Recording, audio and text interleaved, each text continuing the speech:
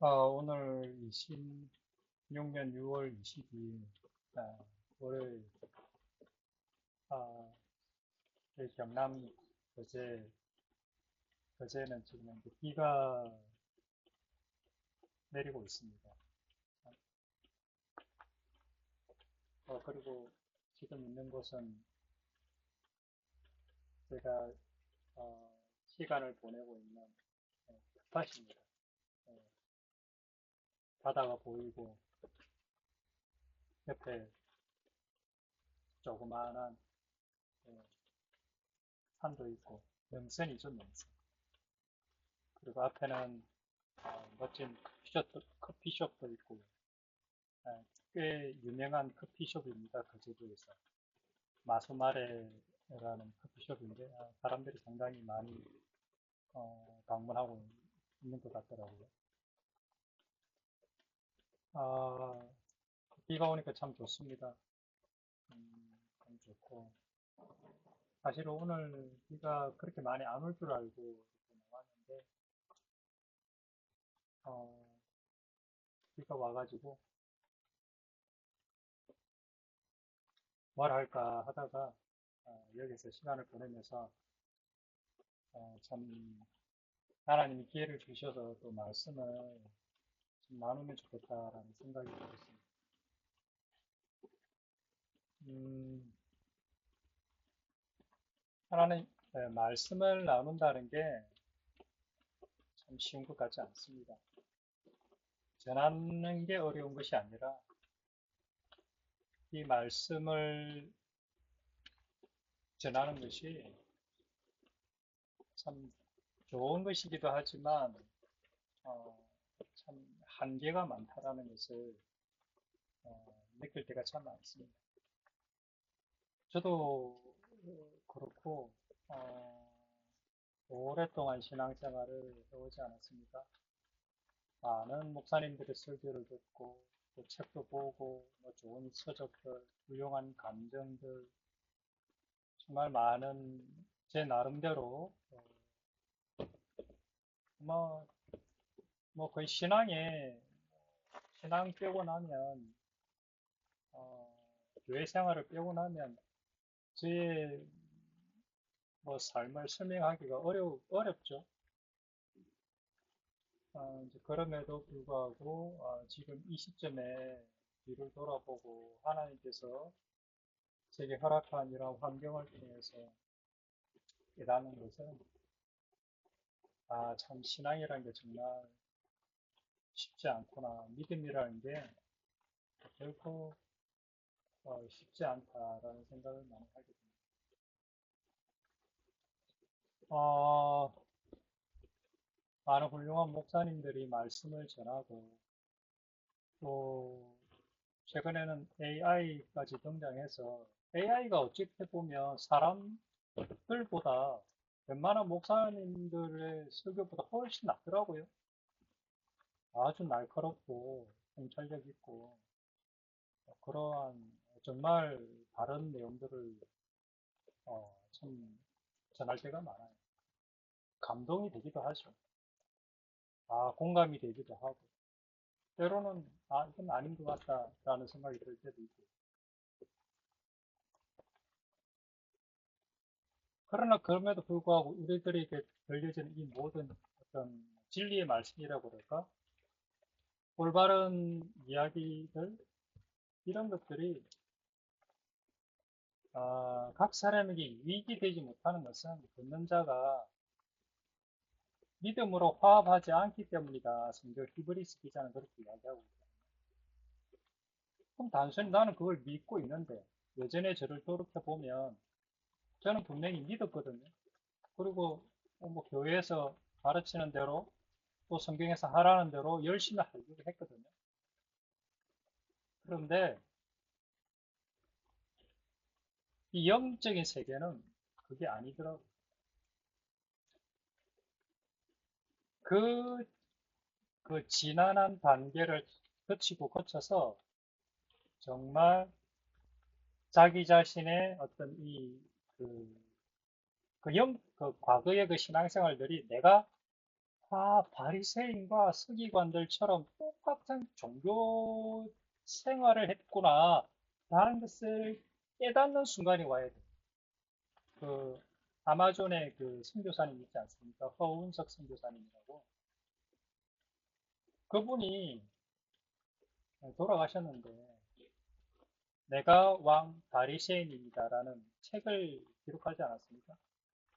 그분의 감정을 들어보면 얼마나 열심히 했는지 모릅니다. 개척교회 하면서 그 교회에서 받았던 그 헌신, 그 열정, 그 새벽 기도, 하나님께 부르짖는 그 모든 그 종교적인 헌신, 아마존 그 밀림에서 그 선교 사역을 위해서 했던 그 헌신들, 우리는 도저히 따라갈 수 없을 정도의 헌신들이었는데, 대단한 믿음이죠. 훌륭한 믿음이고, 뭐라고 그럴까, 그 믿음 사역이라고 하나요? 어떤 이렇게 내가 물질이 필요하거나 어떤 뭔가가 필요할 때 사람들한테 이렇게 부탁하지 않고 하나님한테 기도로만 해결하는 마치 조지 밀러와 같이 그렇게 신앙생활을 했었죠. 선교 사역을 했었죠. 그런데 그분이 어떤 책을 쓰느냐? 내가 왕 바리새인입니다라는 책을 썼어요. 내가 그렇게 오랫동안 신앙생활을 하고 그리고 아주 정말 나의 모든 인생, 나의 모든 삶을 다 바쳐서 선교사로서 삶을 그렇게 살았는데 정말 말할 수 없는 그러한 고통과 그 힘든 그런 고난을 다 지나왔는데 알고 보니까 내가 바리새인 중에서도 왕 바리새인이었구나 라는 사실을 깨달아 알게 되었던 것이죠. 그리고 나서 그가 무너지는 거죠. 내가 바리새인 중에 왕 바리새인이었구나. 그래요. 저는 그분에게 쓰신 그 내가 왕 바리새인입니다라는 책을 읽었죠. 이제 와서 그렇게 보면 이해가 돼요. 그것이 가슴에 와 닿는다. 내가 만약에 진정한 어떤 거듭남의 과정을 거치지 않았다면 머릿속으로는 아주 훌륭한, 그래, 이성적으로는 공감했을 거예요. 그러나 내 마음 깊은 곳에서 동의가 되거나 그러지는 못했을 거예요. 지금 보면 그래, 이거 맞지. 내가 왕 바리새인이지. 그래서 자기 자신의 그 종교성에 대한 한계를 깨달은 사람은 내가 진짜 바리새인이었구나. 내가 이중인격자구나. 겉으로는 하나님을 위해서 헌신하고 열심히 있는 척 하면서 내 속에는 여전히 종교적인 허영심과 탐욕과 명예심과 그 자기 자랑과 그런 것들이 밑바닥에 여전히 꿈틀대고 있는 자신을 발견하고 예, 절망하는 거죠. 그리고 나서 비로소 하나님 앞에 완전히 무너져 내리는 주님, 저는 아무것도 아닙니다. 아버지의 뜻대로 행하시옵소서. 저를 어디로 인도하시든 사망의 음침한 골짜기로 인도하시든 아니면 높은 곳으로 광야로 인도하시든 그냥 기꺼이 주님께서 허락하신 그 환경 속에서 저는 주님을 섬기고 하나님께서 보내주신 사람들을 그렇게 섬기고 살아가겠습니다. 이러한 처절한 절망 가운데 내가 항복되어지고 무너졌을 때 비로소 어떤 일이 벌어지느냐. 비로소 하나님의 영이 내 마음 가장 깊은 지성소에 들어와서 좌정하는, 그리고 그 영이 나를 다스려가는 그러한 일들이 그때에야 비로소 이루어진다는 것입니다. 하늘에서의 그 성막이 이 땅에 내려올 때에 무슨 일이 벌어지느냐? 이 땅에서는 동물의 제사가 필요합니다. 동물의 제사가 왜 필요한? 동물의 피가 왜 필요한? 내가 죽지 않, 내 대신 동물이 죽는 거죠. 내가 죽음으로써 주님 앞에 나아가야 되는 거예요. 왜? 육신을 가진 이 인간은 더러워서 하나님 앞에 나아갈 수가 없잖아요. 그래서 나를 깨끗이 하고 새롭게 해야 되는데 그 하는 방법이 내가 죽는 방법인데 내가 죽어버리면 하나님 앞에 나아갈 수가 없지 않습니까? 그래서 내 대신에 양이나 소나 비둘기나 이런 것들이 죽어 피를 흘려서 그걸 가지고 하나님 앞에 나아가는 거죠. 그럴 때 하나님의 영이 그 성소, 지성소의 가장 거룩한 곳에 임재하게 된다는 것이죠. 그러니까 죽음이 없이는 죄사함이 없고 피 흘림이 없이는 죄사함이 없는 거죠. 죄가 사해진다는 얘기는 뭐냐면 의롭게 된다는 건데 다르게 표현하면 비로소 내가 죄가 사해지고 의롭게 되고 그래서 하나님이 왜 그렇게 해야 되느냐? 하나님의 영이 그때야 비로소 내 안에 임재하실 수 있기 때문에 그런 거죠. 오실 수 있기 때문에 마음 가장 깊은 곳에 좌정하실 수 있기 때문에 그런 거죠. 그래서 내가 거룩하게 될 수 있는 유일한 길은 내가 죽는 길밖에 없다라는 것이 구약에도 그렇고 신약에도 그렇고 동일한 메시지라는 거죠. 그래서 우리는 로마서를 보고 있는데 이 로마서 사도 바울이 이 복음을 깨달은 거예요. 죽지 않으면 부활이 없구나.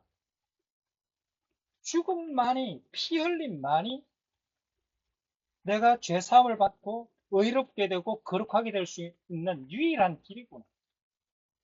그 길을 십자가를 통해서 예수께서 보여주셨구나. 그래서 이 십자가 외에는 사도 바울은 아무것도 알지 않기로 작정한 겁니다.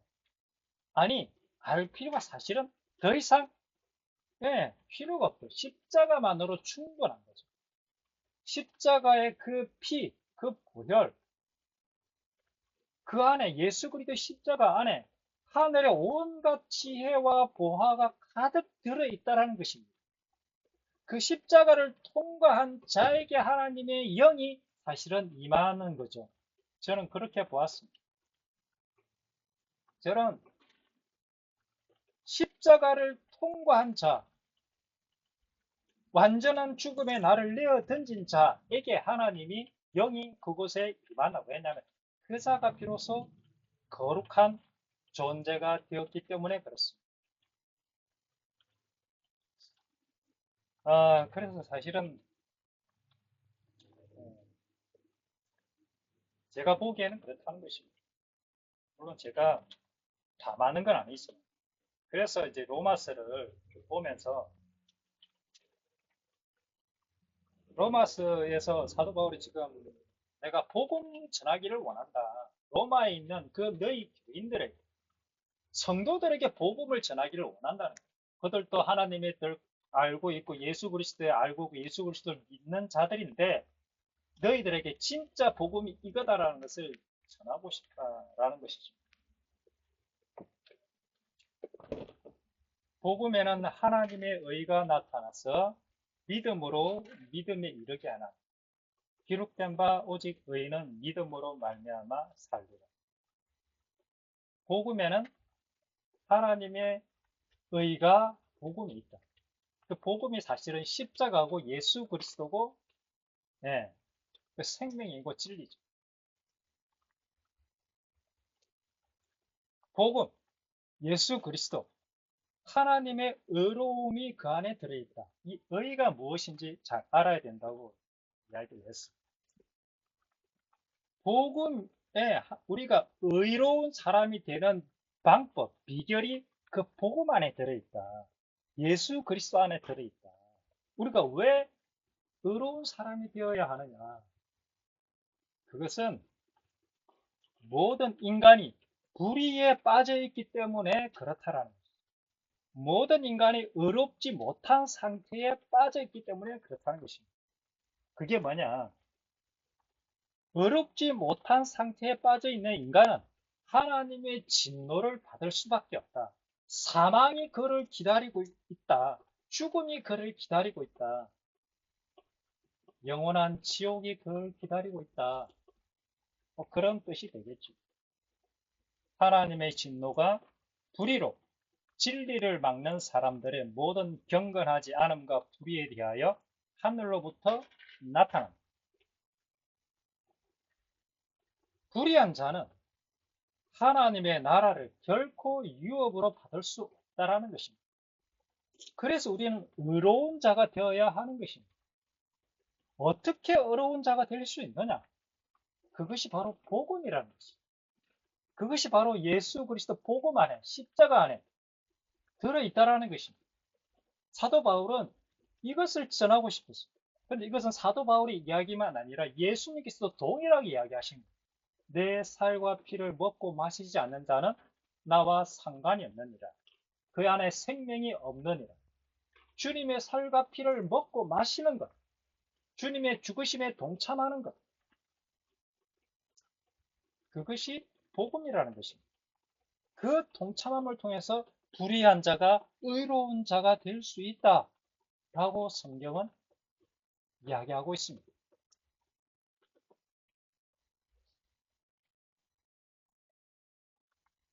하나님의 진노가 불의로 진리를 막는 사람들의 모든 경건하지 않음과 불의에 대하여 하늘로부터 나타난다.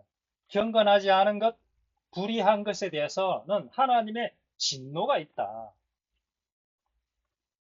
하나님의 심판이 있다라는 거죠. 고린도전서 6장에 이런 말씀이 있습니다. 불의한 자가 하나님의 나라를 유업으로 받지 못할 줄을 알지 못하느냐. 미혹을 받지 말라. 음행하는 자, 우상 숭배하는 자, 간음하는 자, 탐색하는 자, 남색하는 자, 도적, 탐욕을 부리는 자, 술 취하는 자, 모욕하는 자, 속여 빼앗는 자들은 하나님의 나라를 유업으로 받지 못하리라.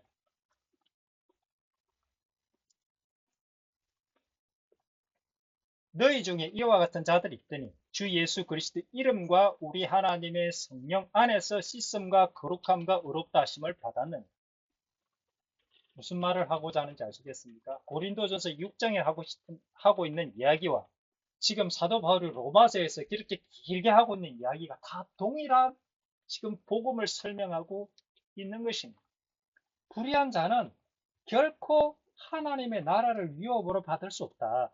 하나님의 거룩한 나라, 하나님의 그 사랑의 나라, 하나님의 그 자비의 나라, 하나님의 그 용서와 하나님의 그 긍휼과 하나님의 그 아름다운 그 따뜻한 그 사랑의 나라를 결코 소유할 수가 없다. 불의한 자는.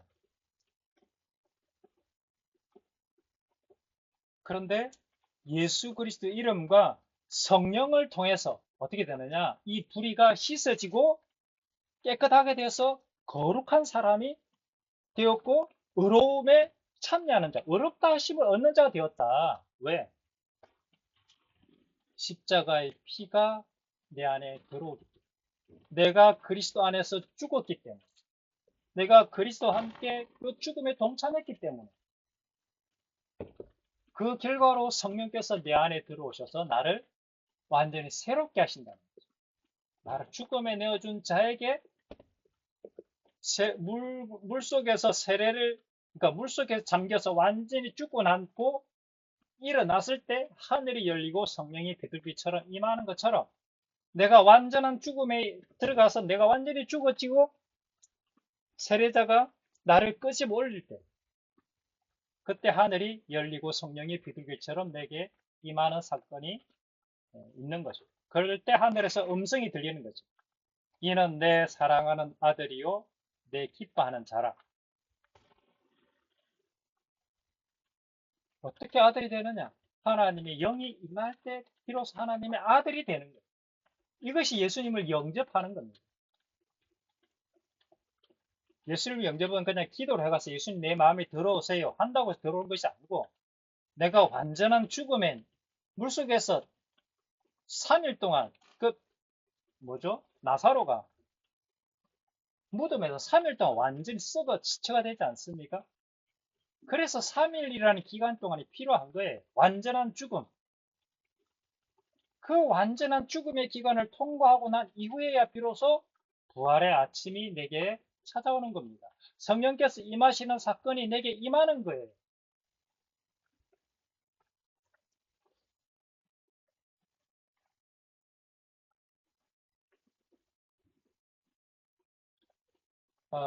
하나님의 진노가 인간의 불의가 어떠한 모습으로 나타났느냐? 인간의 불의가 첫 번째로는 이 자연 만물 속에 하나님의 신성이 있는데 하나님이 이 자연, 저도 오늘 지금 늘 올 때마다 느끼는 건데 이게 풀들, 꽃들, 각종 그냥 예, 새들, 뭐 과일 나무들, 막 자연의 모든 것들이 너무너무 사실은 신비로워요. 제가 엊그제 호미를 수확했거든요. 호미를 수확했는데 제가 심은 것보다 한 네다섯 배는 더 많이 나왔어요. 물론 뭐 제가 농사를 좀 잘 못 지어서 그렇지만 어쨌든 네다섯 배나 더 많이 나왔어요. 신기하지 않습니까? 하나를 심었는데 하나를 나온 게 아니라 10배, 20배, 100배의 열매가 맺는 거예요. 세상에 어떻게 그런 수가 있어요? 하나를 심으면 하나가 나오는 게 정상인데 하나를 심을 때는 열이 나오고 10이 50이 나오고 100이 나온다는 게 어떤 거는 1000도 나와요. 어떤 식물들은 그러니까 정말 이, 이 도저히 머리로는 이 인간의 지혜로는 이게 상상이 안 되는 거죠. 이런 하나님의 창조주 하나님을 알지만 이 창조주 하나님을 뭐 어쨌든 어, 몰라봤다. 그리고 하나님을 섬기는 것이 아니라 눈에 보이는 거대한 뭐 큰 나무, 큰 바위에다가 사람 얼굴을 새겨놓고 뭐 절하기도 하고 뭐 동물을 섬기기도 하고 어쨌든 그런 것들로 바꿔버렸다. 그러면 하나님께서 그들을 마음의 정욕대로 더러움에 내버려 두사. 하나님께서 내버려 두셨다. 그 더러운 정욕대로. 더러움. 이 더러움이라는 말 표현을 우리가 잘 알아야 되는데 어쨌든 마음의 정욕대로 더러움에 내버려 두셨다. 그래, 니네들 하고 싶은데, 내 하고 싶은 대로 해봐라. 어떤 결과가 오는지 니네들이랑 직접 체험을 해봐야지. 그런 것 비슷한 것 같아.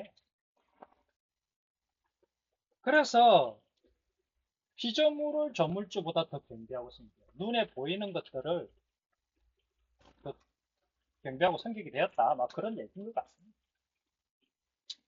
그래서 하나님께서 그들을 부끄러운 욕심에 더러움에 내버려 뒀다. 부끄러운 욕심. 그리고 그대로 인간들 그 모습 그대로 살아가고 있는 이 현재의 상황. AI 기술, 그 다음에 온갖 그 과학 로봇, 그 다음에 뭐 생명공학, 이 인간 과학에 엄청난 이런 발전이 있지 않습니까? 사실 정신을 못 차리죠. 근데 하나님은 그냥 여전히 내버려 두고 계신 것 같은 느낌이 들어요. 그런데 어쨌든 이 성적인 타락도 뭐 참 이제는 뭐 말할 수 없을 정도로 그냥 뭐 일상이 된 것 같아요. 마약, 뭐 도박, 어떤 아이들의 스마트폰 중독. 그런데 어떻게 보면 하나님은 그냥 여전히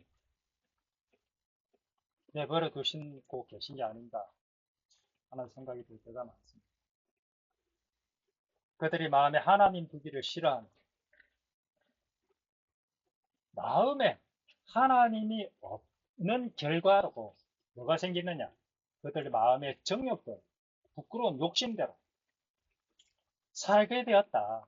자기 욕심대로, 마음의 정욕대로, 지 하고 싶은 대로, 지 쪼대로 지가 지 인생의 주인이 되어서 그렇게 살아가게 되었다.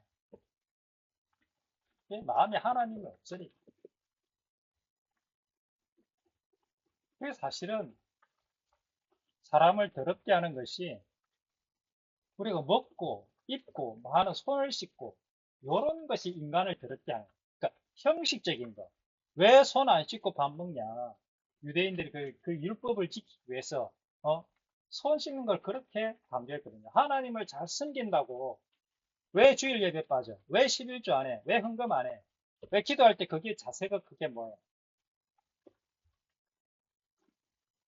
물론 그런 말이 필요 없다는 뜻이 아니지만 그러나 그 마음속에 그런 말 이전에 먼저 뭐가 필요하냐? 하나님의 자비와 긍휼이 사실은 더 중요하다라는 거죠.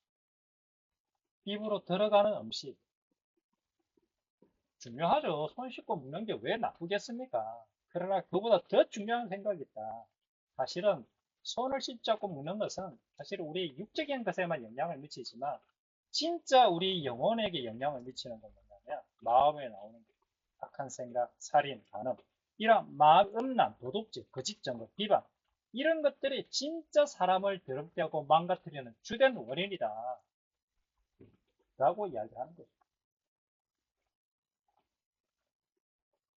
그래서 하나님께서 내버려 두신 결과로 합당하지 못한 일, 그 정욕, 더러움에 내버려 둔 그 더러움이 뭐냐?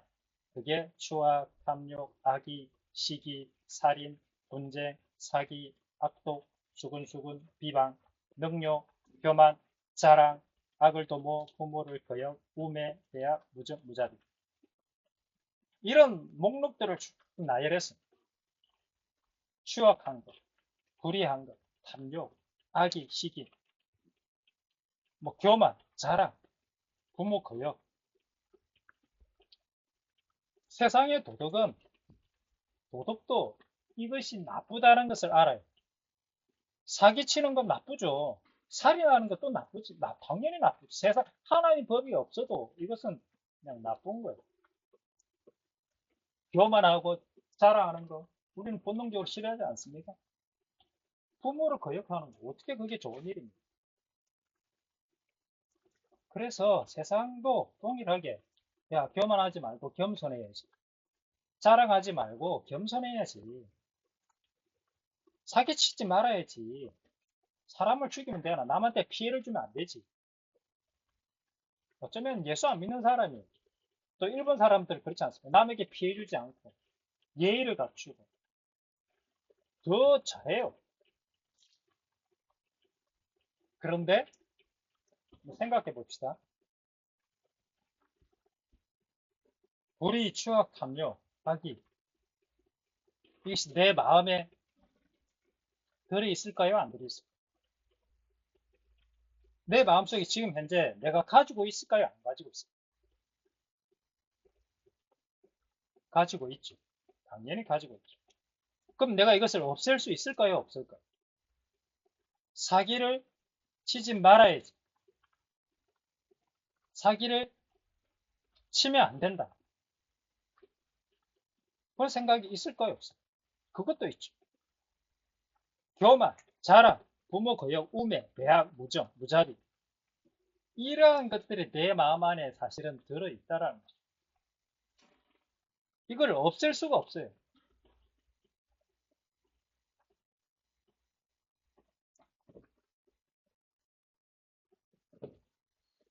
그러니까 이것을 하도록 하나님께 그냥 내버려 두신 거죠.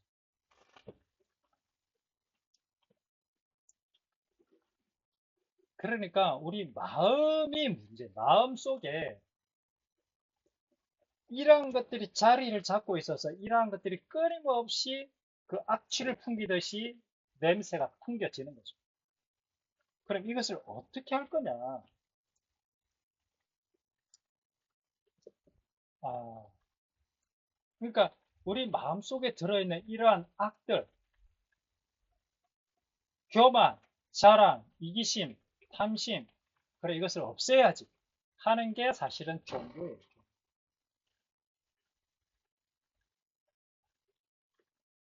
어느 정도는 효과가 있어요. 왜냐하면 그렇게 열심히 노력하면 이기심, 탐심을 제어할 수 있어요.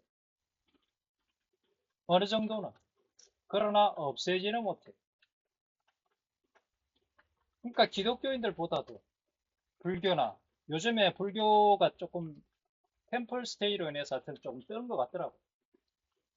현대인들이 참 지치고, 스트레스 많고, 그래서 완전히 들어가서 자기 마음을 수련하고, 막 걱정긍정 잊어버리고, 그냥 산속에 들어가면 평온하지 않습니까?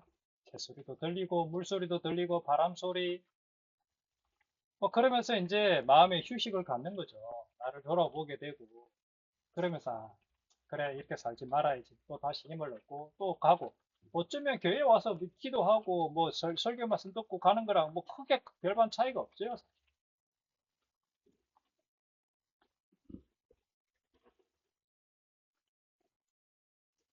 그런데,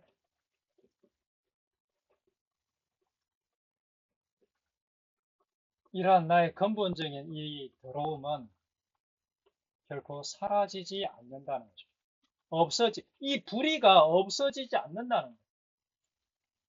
그 불의한 자는 어떻게? 사형에 해당합니다. 사도 바울이 하고 싶은 얘기는 이렇게 불의함 가운데 있는 자, 이 더러움, 정욕들 가운데 있는 자는, 이기적인 탐심 가운데 있는 자는, 자기 하고 싶은 대로 자기 멋대로 살아가고 있는 자는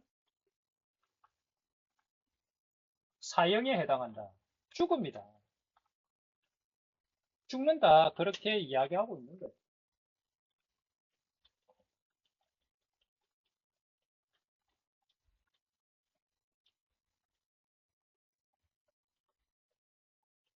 사도 바울이 갈라디아서는 이렇게 표현하고 있어요.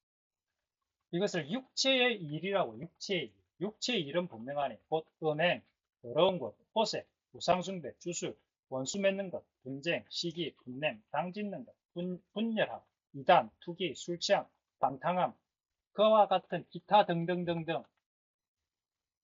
이것이 육체의 일이라는 거죠. 이런 일을 행하는 자들은 하나님의 나라를 결코 유업으로 받지 못한다.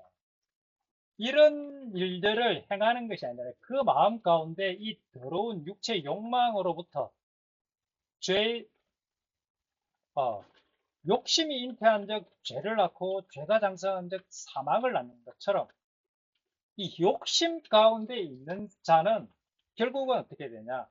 사망으로 이끌게 됩니다.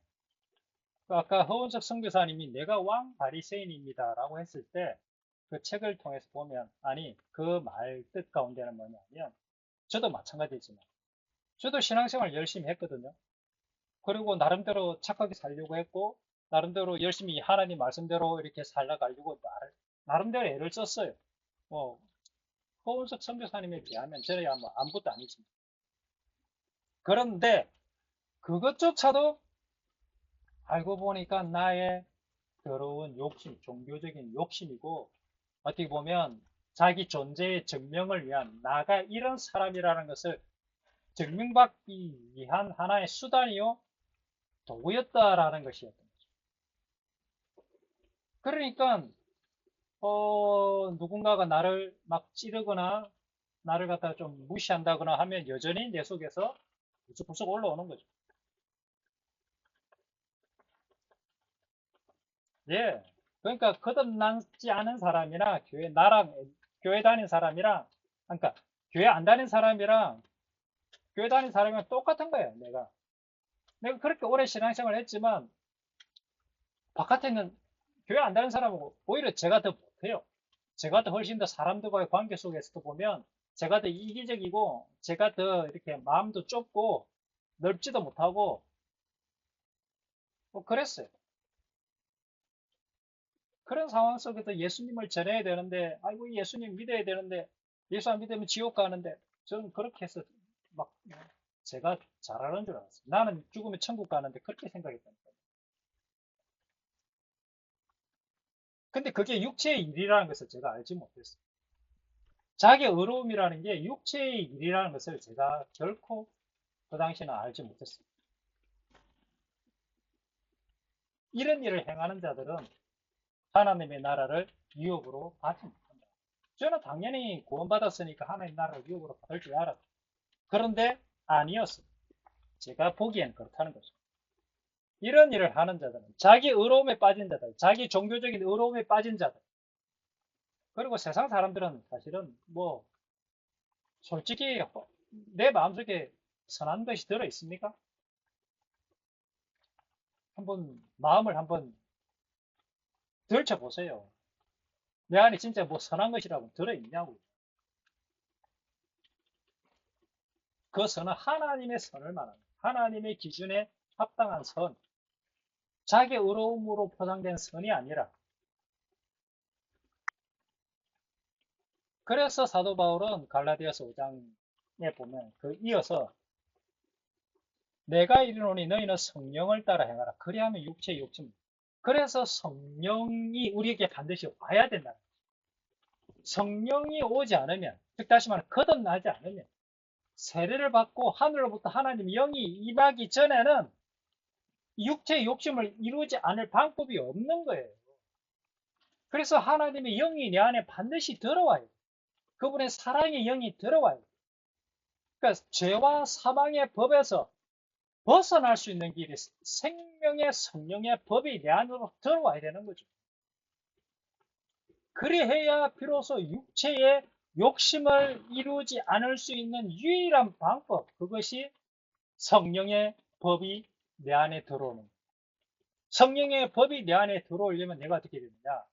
죄와 사망의 법에서 내가 죽어야 된다라고 말하는 게 사도 바울이 그토록 외치고 싶던 십자가의 교회예요. 내가 그리스도와 함께 십자가에 죽었다. 왜 그분이 우리에게 성령이 왜 내 안에 들어오셔야 되는가? 내 마음 가장 깊은 곳에 왜 들어오셔야 하는가? 그것은 육체의 소욕은 성령을 거스르고 성령은 육체를 드디어 내 안에서 이제는 성령을 따라 행하면 육체의 소욕을 이길 수 있는 강력한 엔진과 힘이 생긴다. 육체의 소욕이 사라지는 것이 아니에요. 육체의 소욕이 있지만 옛날에는 이 육체의 소욕을 이길 수 있는 그 어떤 것이 내 안에 없었어요. 그러니까 내가 행하는 모든 그 근본 뿌리는 육체의 소욕이에요. 소욕. 그게 선악과죠. 선악과. 선악과의 뿌리를 둔 그 악의 열매. 선도 악이고 악도 악인 그 선악과의 뿌리를 둔 그 선악과밖에 없었는데 이제는 뭐가? 생명나무가 내 안에 들어와요. 그게 성령의 열매, 성령의 나무, 그리스도의 그 십자가, 그 생명나무, 그것이 내 안에 들어와야 돼. 들어오려면 어떻게 돼? 이 선악과가 뿌리가 잘려야 돼. 이 선악과가 뿌리가 잘려서 드디어 생명나무에 접붙임을 받아야 돼. 그렇다고 해서 선악과가 사라지느냐? 결코 사라지는 것이 아니라 선악과가 잘리잖아요. 그러면 그 그루터기에서 날마다 삐죽삐죽 올라와요. 나무 한번 잘렸다고 해서 죽는 게 아니고, 물론 죽는 거죠. 그 가지 윗대가리는, 그러니까 줄기부터 위는 사실은 잘리면 죽는 거죠. 그러나 그 뿌리는 남아있어요. 바로 이게. 뿌리가 남아있어서 날마다 삐죽삐죽 올라와요. 그런데 이것을 드디어 성령의 권능으로 성령을 따라 행하면 육체의 정욕을 어떻게 돼요? 다 잘라버립니다. 다 날마다 기어 나올 때마다 자를 수 있는 힘과 파워. 그 전지가위가 되는 거죠. 전지가위. 전동가위처럼 그냥 씩 하면 찍 잘려요. 그것을 받는 게 성령을 받는 거예요. 성령을 받아야 돼요. 육체의 소욕은 성령을 거스르고 성령은 육체를 거스르는 이 둘이 서로 대적하므로 너희가 원하는 것을 하지. 바로 이거예요. 성령하고 육체하고 이제는 대적하는데 이제는 누가 이기느냐? 성령의 소욕이 이겨버리는 거예요. 내가 이기는 것이 아니라 성령의 소욕이 이기는 거예요.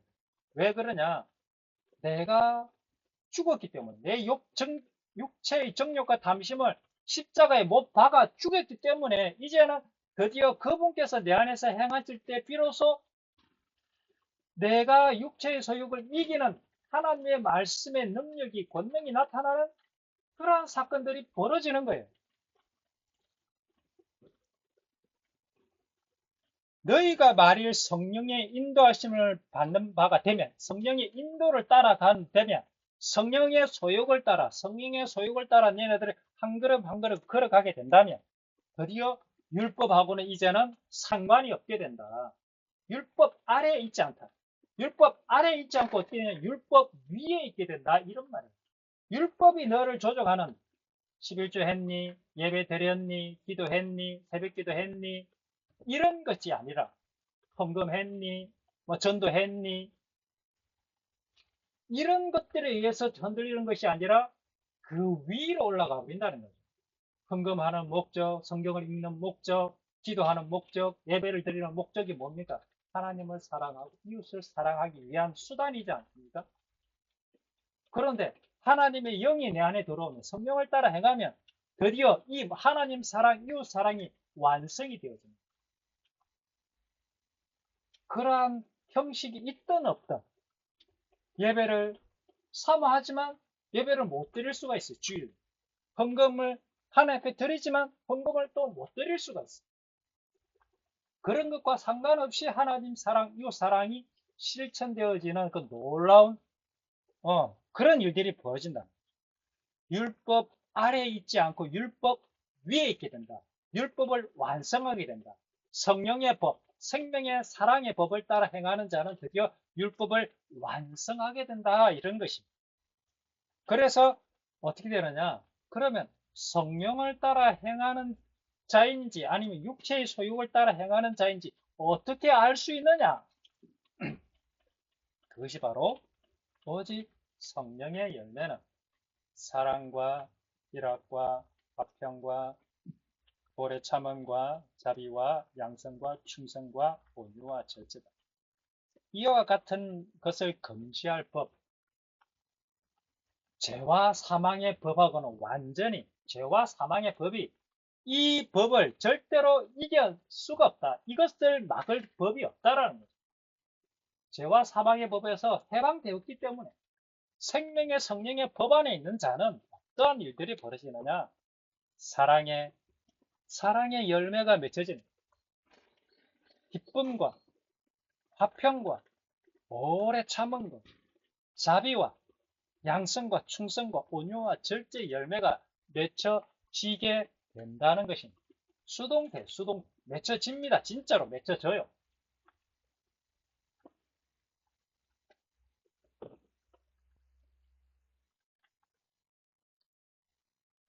그래서 갈라디아서 5장 24절 그러면 육체의 소욕과 성령의 열매를 그 육체의 소욕을 가진 인간이 육체의 일을 행하던 인간이 성령의 열매를 맺는 인간으로 건너가는 방법이 바로 뭐냐? 24절 예수 그리스도의 사람들 그리스도 예수의 사람들은 육체와 함께 그 정욕과 탐심을 십자가에 못 박았느냐. 왜 이 말이 나오느냐 하면 육체의 일을 행하는 사람, 육체의 소욕 가운데 있는 사람이 생명의 성령의 법 안으로 들어가려면 생명의 그 사랑의 열매를 맺을 수 있는 유일한 방법이 뭐냐?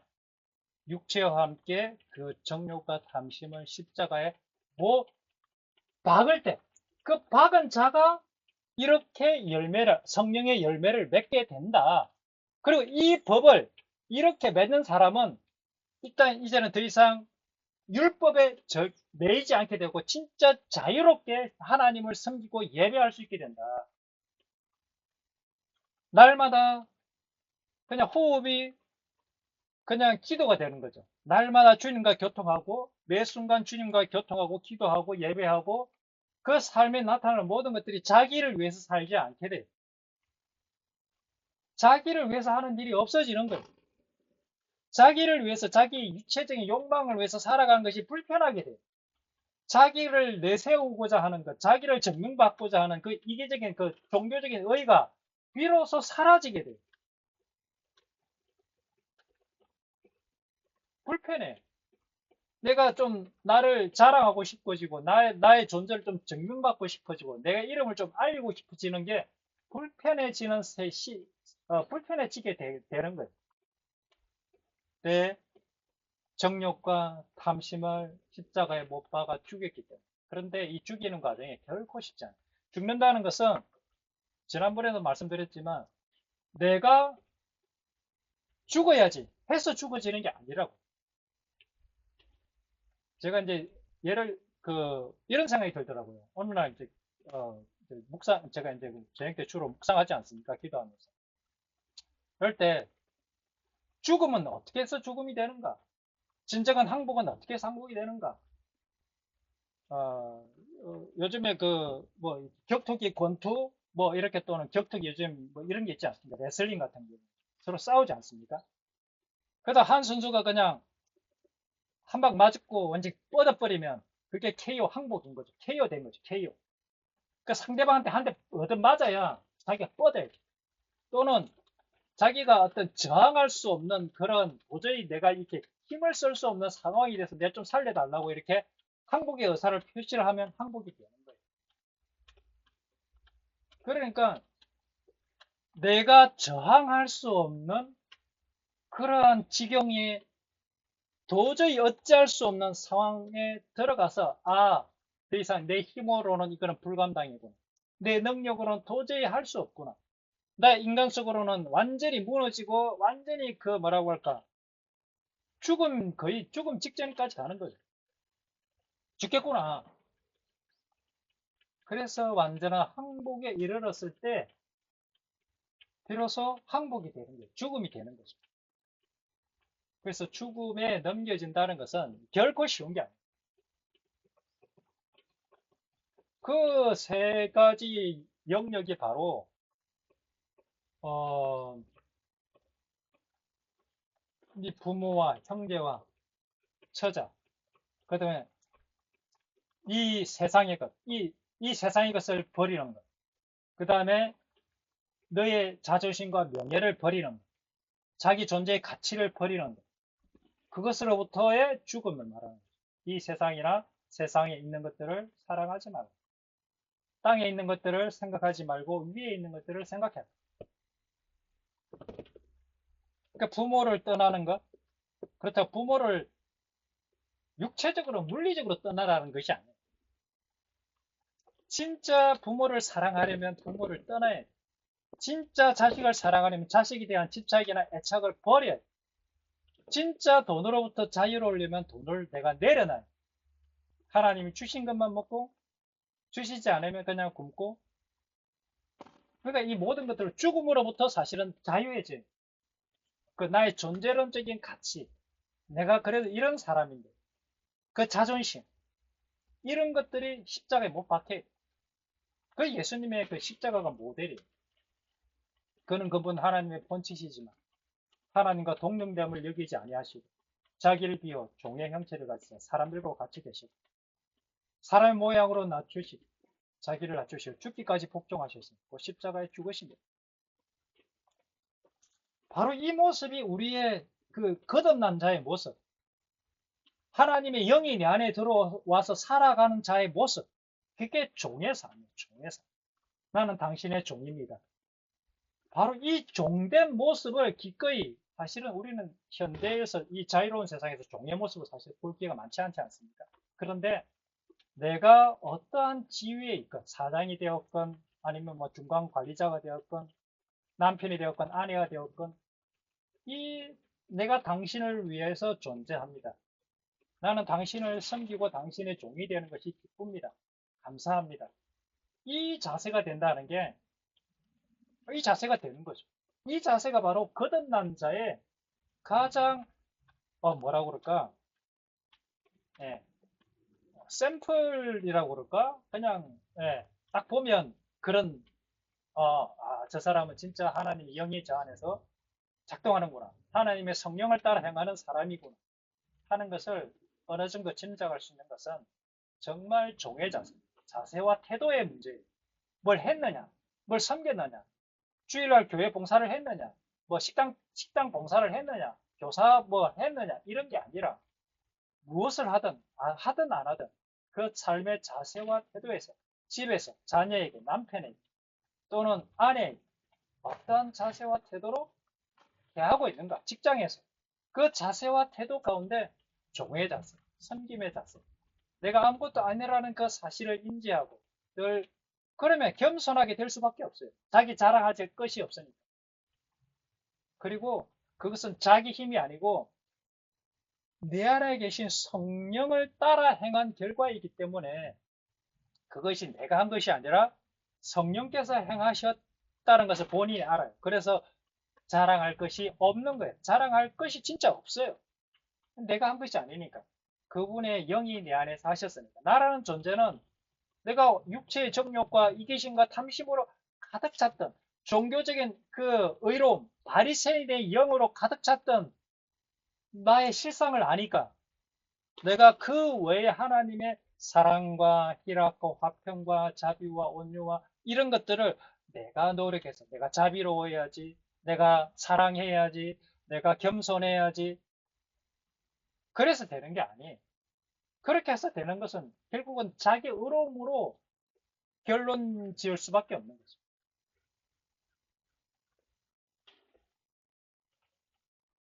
그리스도 예수의 사람들은 육체와 함께 그 정욕과 탐심을 십자가에 못 박았느니라. 정말 사도 바울이 이게 십자가의 도예요. 이 십자가의 도를 전하고 싶어서 사실은 사도 바울은 그렇게 로마서를 썼던 거예요. 십자가에 못 박히는 그것이 완전한 죽음. 그것을 다른 말로 하면 자아의 죽음, 존재론적인 죽음, 이기적 욕망의 죽음. 예수 그리스도의 표현을 빌리자면 자기를 부인하고 날마다 자기 십자가를 지고 예수의 죽음을 날마다 몸에 짊어지고 사도 바울이 나는 날마다 죽노라. 예수님께서 이런 말씀하셨어요. 요한복음 10장 17절 18절. 내가 내 목숨을 버리는 것은 그것을 내가 다시 얻기 위함이니 이로 말미암아 아버지께서 나를 사랑하시느니라.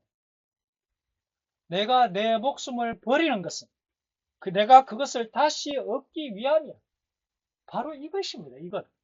우리가 왜 목숨을 버리고 왜 십자가에 나를 죽음에 나의 모든 것을 다 내려놓을 수 있느냐? 비로소 내가 부모를 내려놓을 때, 내 자녀, 내 남편, 내 아내에 대한 그 집착을 다 내려놓을 때 비로소 내가 그것을 진짜로 다시 소유할 수 있게 돼. 진짜로 사랑할 수 있게 돼요.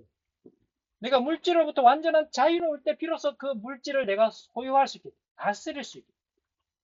그리고 내가 내 자아를 완전한 죽음에 내가 던질 때, 내가 아무것도 아니라는 그 사실 가운데 나를 진짜 인정할 때, 비로소 내 안에서 진짜 나를 발견할 수 있게 되고, 나를 찾을 수 있게 돼요. 이제는 내가 다른 사람들에게 보이고자, 뭔가 하고자 하는 게 없어요. 그냥 내 안에서 나오는 그냥 그대로의 내가 발현되는 거예요.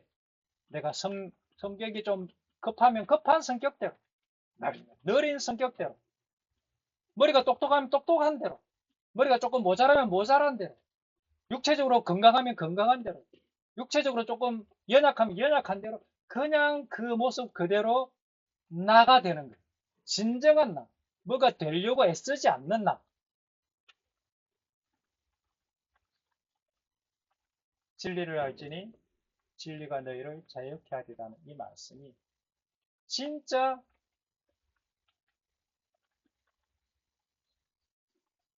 내 마음 안에서 나의 삶 가운데서 실현되어지는 이 놀라운 말씀이 육신이 되어 우리 가운데 거하는 것을 체험할 수 있게 된다니까요. 무엇이? 이 십자가의 도가 내가 그리스도와 함께 십자가에 못 박히는 것, 육체와 함께 그 정욕과 탐심을 십자가에 못 박히는 것. 그러면 어떻게 해야 되느냐? 어떻게 하면 십자가에 못 박힐 수 있느냐? 이제 로마 이후에 보면 이제 믿음이 무엇인지, 어떻게 십자가에 못 박히는 것인지, 십자가에 못 박힌다는 뜻이 무엇인지, 그리고 십자가에 못 박힌 사람은 결과는 무엇이냐? 성령 하나님의 인도함을 따라가는 사람이고 똑같은 얘기예요. 갈라디아스 이야기랑 로마스 이야기랑 사실은 똑같아요. 그럼 어떻게 하면 되느냐? 그래서 하나님 앞에 엎드려, 잠잠히 엎드려. 하나님 이야기 임할 때까지 나의 모든 권리를 진짜 내가 하나님을 믿는가? 나의 모든 내 자녀에 대한 그 집착, 부모, 인간관계, 그 다음에 물질에 대한 두려움, 그리고 나의 자존심, 이런 것들에 대해서 이것이 다 죄의 뿌리라는 것. 거기에 대한 집착이 사실은 죄의 뿌리라는 것을 본인 스스로가 처절하게 깨닫고 이게 불이라는 거죠. 이 불이 있을 때는 하나님의 진노가 그게 임할 수밖에 없고, 결국은, 예, 썩은 열매밖에 맺을 수밖에 없다는 거죠. 그러나 이것을 내려놓고 하나님의 영이 임하기를 사모해요. 그래서 하나님의 영이 임하면 비로소 이 아름다운 열매, 진짜 성령의 열매가 내 삶 속에서 맺혀지는 것을 본인이 경험하고 이것을 그 밭에 감추인 부활을 발견한 그 사람, 자기 모든 소유를 팔지 않습니까? 그 소유 속에 뭐가 있습니까? 돈만 있는 게 아니에요. 돈, 가족, 그 다음에 자기 더러운 이 자존심, 자아, 이런 걸 다 버리는 거죠. 그걸 다 팔아서 그 예수님의 피 묻은 그 나무 십자가, 그것을 사는 거죠. 그 안에 온갖 보물이 다 들어있습니다. 그걸 가지고 다시 어떻게 되느냐? 다시 진짜 내 아내, 남편, 그 다음에 내 자아, 그 다음에 나의 뭐지, 물질, 이런 걸 다시 사요. 다시 그걸 다 얻게 된다니까요. 진짜로. 그러니까 하나님이 우리에게 진짜를 주고 싶어서 네가 갖고 있는 것을 내려놔라 하고 하시는 거예요. 이 모든 것들을 다 버려라. 욕심과 야망, 인간적인 야망들을. 그러니까 내가 얼마나 바리새인이었는가를 알아야 비로소 하나님 앞에 엎드리고 하나님 항복합니다. 이 더러운 죄인을 주님 용서해 주십시오. 그리고 시간이 하나님이 그래 이 마음이 진짜구나 확인하신다니까요. 시험, 테스트. 네가 진짜로 나를 사랑하는지 사랑하지 않는지 하나님이 삶 속에서 아내를 통해서 자녀를 통해서 또는 부모님, 회사에서 또 돈을 가지고 또는 어떤 여러 건강을 가지고 욥처럼 테스트 한다니까요. 진짜로 나를 사랑하고 나를 믿고 의지하느냐. 아브라함 믿음 테스트 했잖아요. 어떻게? 이삭을 바치라. 그런 테스트가 진짜 온다니까요. 네가 이것까지도 나를 위해서 내려놓을 수 있느냐? 그 시험을 통과해야 비로소 이제야 네가 나를 믿고 의지하고 신뢰하는 줄을 내가 알겠다. 그것이 믿음이라니까요. 그래서 아브라함의 믿음을 로마서에서 사도 바울은 이따가 강조할 거예요. 사장인가 가면. 그 믿음을 통해서 우리가 의롭다함을 인정을 받는 거예요. 아, 네가 진짜 이제 나를 믿고 의지하는 사람이 되었고, 진짜 너를 의지하지 않고 네 모든 것들을 다 내려놓고 이제 나만을 의지하고 나의 뜻 가운데 내가 이제는 걸어갈 수 있는 사람이 되었구나. 그래서 이제는 의로운 자가 되었다. 그 의가 뭡니까? 성령의 열매로 나타나는 거죠. 의로운 자가 된 그 결과로 성령의 열매로 그 삶 속에 나타나게 되는 거예요. 의로움의 열매. 진정한 의로움의 열매. 자기 의가 아닌 그리스도의 의. 하나님 나라의 의. 하나님 나라의 그 뜻.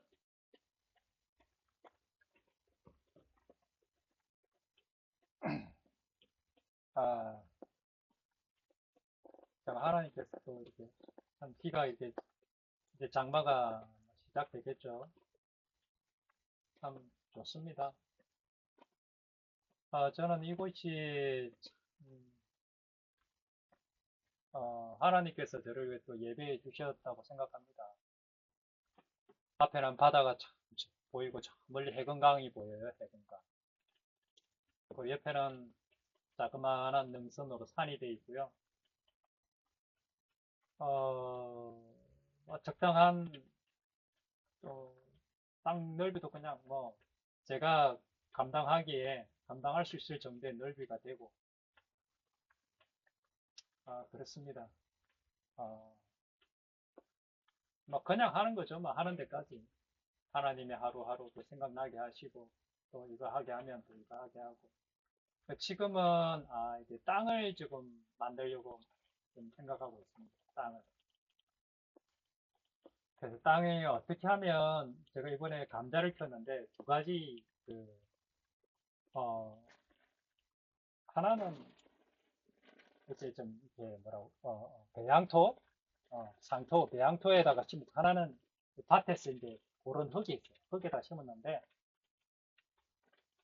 배양토는 보니까 흙이 좀 부슬부슬하고 또 이렇게 섬유질도 많이 들어있고 그렇더라고요. 거기서 키운 거랑 상토에서 키운 상토는 나중에 보니까 처음에는 부들부들했는데 물이 들어가니까 굉장히 딱딱해. 상토가 아니고 그 밭에서 이렇게 흙을 좀 골랐거든요. 그런 흙에다가 그냥 화분에다 넣어가지고 키워봤는데 너무 딱딱해요. 보니까 딱딱해서 감자가 별로 자라지를 못하는 거예요. 거의 일찍, 죽어버려. 그걸 통해서 참, 아, 정말 땅이 좋아야 되는구나. 그래서 어떻게 하면 좋은 땅을 만들 수 있을까를 좀 많이 공부하고 있습니다. 예, 그래서 지금 돌을 골라내는 작업들을 하고 있고요. 그 다음에 뭐, 과일나무도 지금 몇 그룹 좀 심어서 해보려고 하는데, 뭐 어떻게 될지는 모르겠습니다.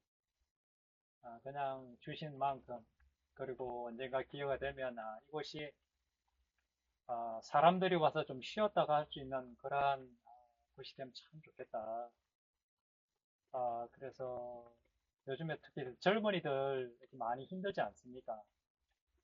20대, 30대 청년들 또는 이 신혼부부들 와서 좀 쉬었다가 할 수 있고, 내가 또 그들에게 맛있는 밥 한 끼라도 이렇게 대접할 수 있는 그러한 환경이 되면 참 좋겠다. 막 그런 마음입니다. 어떻게 될지는 모르겠습니다. 하는 데까지 하고, 뭐, 네. 네. 하여튼, 그래, 현재로서는 그런 마음이 있습니다. 혹시 생각나실 때, 기도해 주시고 하면 좋겠습니다. 어쨌든, 이 십자가의 도를 너무 전하고 싶은데, 이것은 이론적으로 전해질 수 있는 것이 아니라, 본인이 직접 경험하고 체험하고, 나의 모든 것들을 주님 앞에 다 올려드리고, 그리고 넘어지고, 깨어지면서, 생각하면서, 묵상하면서, 기도하면서, 말씀 보면서, 하나씩 깨달아져 가고, 자라가고, 변화되어져 가는 것이기 때문에, 결코 쉽지 않습니다. 그리고 아는 사람만 알고, 귀 있는 자만 들리는 그것이 복음인 것 같습니다. 감사합니다.